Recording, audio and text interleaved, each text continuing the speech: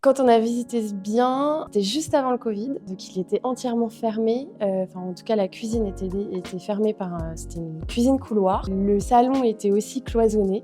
Déjà, on l'a imaginé totalement ouvert, le plus épuré possible. Le plus gros des travaux, c'était d'ouvrir totalement la cuisine et le salon. La cuisine, il fallait qu'elle s'intègre dans le paysage. On voulait quelque chose aussi de coloré. Et ensuite, en face, du coup, le salon. On voulait un verre qui réponde au verre de la cuisine, mais qui soit plus doux. Et on a gardé des éléments. On a gardé notamment les placards, qui étaient en fait des placards toute hauteur, parfaits pour les rangements.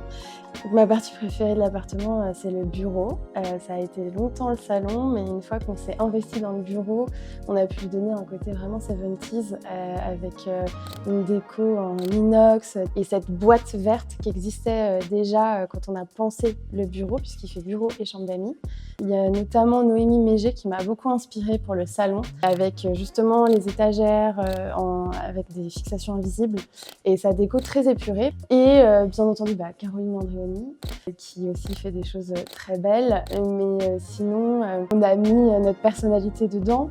On l'a pensé pour nous, pour que ce soit utile et vivable au quotidien. Et comme nous, on aime beaucoup recevoir, on a vraiment pensé les espaces ouverts. Et je connaissais déjà Espace Atypique parce que votre site fait rêver, clairement. Et d'ailleurs, on n'a pas été déçus puisque Magali a fait un boulot de dingue et il nous a fait une vente en 2 semaines. Donc merci Magali.